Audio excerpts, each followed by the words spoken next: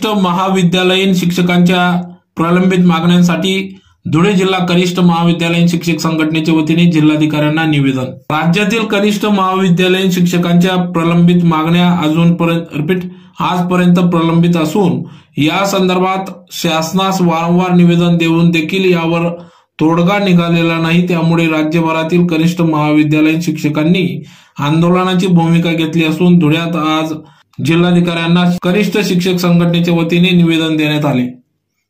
सदर या निवेदनात म्हटले आहे की राज्य सरकारने वारंवार आश्वासन देऊन देखील आश्वासनाची पूर्तता न केल्यामुळे शिक्षण मंत्री दादाजी भुसे यांनी पदभार घेतल्यानंतर त्यांनी शिक्षकांच्या समस्या सोडवण्यासाठी एकही बैठक घेतलेली नाही। गेल्या वर्षी शासनाने शिक्षकांच्या मागण्या मान्य करत तसे लेखी आश्वासन दिले, तेव्हा महासंघाने 12वीची उत्तरपत्रिका तपासण्यावरील बहिष्कार मागे घेतला। त्यानंतर मान्य मागण्यापैकी 1298 वाढीव पदांना मान्यता देण्याऐवजी सदर पदांवर कार्यरत केवळ 283 शिक्षकांच्या समावेशनाचा आदेश 9 नोव्हेंबर 2023 व 7 मार्च 2024 रोजी काढण्यात आला। त्यानुसार या शिक्षकांचे समावेशन झाले, मात्र अद्याप अनेक शिक्षकांचे समावेशन झालेले नाही। काही प्रस्ताव तसेच प्रलंबित ठेवण्यात आले आहे। शिवाय IT शिक्षकांचे समायोजन, अंशतः अनुदान प्राप्त शिक्षकांना वाढीव टप्पा, सेवा अंतर्गत आश्वासित प्रगती योजना, शाळा संहितेनुसार वर्गातील विद्यार्थी संख्येचे निकष पाळणे इत्यादी मागण्यांचे आदेश अद्याप निघालेले नाहीत।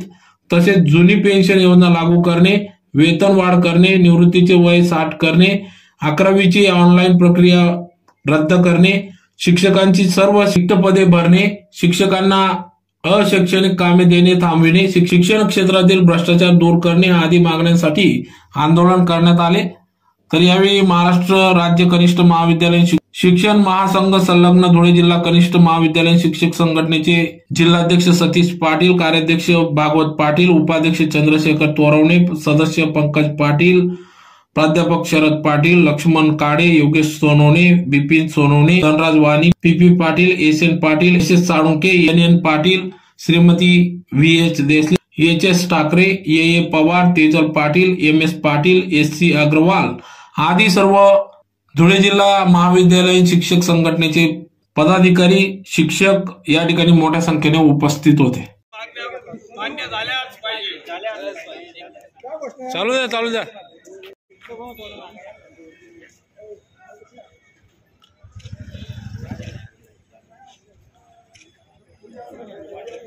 नमस्कार, मी सतीश पाटील, धुळे जिल्हा कनिष्ठ महाविद्यालयीन शिक्षक संघटनेचा जिल्हा अध्यक्ष या नात्याने आम्ही महाराष्ट्रभर आज आंदोलन करीत आहोत। त्याच्यामध्ये आमच्या धुळे जिल्ह्यातले सगळे पदाधिकारी, प्राध्यापक बंधू भगिनी, माननीय जिल्हाधिकारी साहेब यांना निवेदन देण्यासाठी या ठिकाणी आज उपस्थित आहोत। आमच्या मागण्या ज्या आहेत त्या विद्यार्थी हिताच्या, शिक्षकांच्या हिताच्या, समाज हिताच्या दृष्टिकोनातून आम्ही सरकारकडे अनेक वर्षापासून मागणी करीत आहोत। त्याच्यामध्ये अनेक वर्षापासून 23 वर्षापासून आमचे प्राध्यापक बंधू भगिनी IT शिक्षक विना अनुदानावर काम करतायत। त्यांना कुटुंब आहे, त्यांना प्रपंच आहे, आईवडील म्हातारे झाले, त्यांची जबाबदारी आहे आणि असं असताना 23 वर्षापासून ते विना वेतन काम करतायत आणि म्हणून वेठबिगारपेक्षा वाईट अवस्था जर आमच्या प्राध्यापक बंधूंची होत असेल तर ही अतिशय पुरोगामी महाराष्ट्राच्या दृष्टिकोनाने ही चांगली गोष्ट नाही आहे।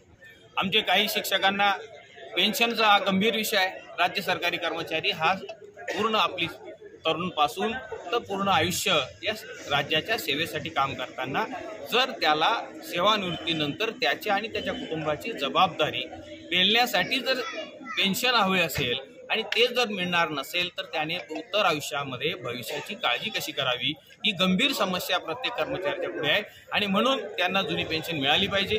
आमच्या कनिष्ठ महाविद्यालयीन शिक्षकांच्या तुकड्यांची समस्या गंभीर झालेली आहे। काही ठिकाणी विद्यार्थी संख्या ग्रामीण भागामध्ये कमी झालेली आहे आणि म्हणून विद्यार्थी संख्येची अट शिथिल केली गेली पाहिजे।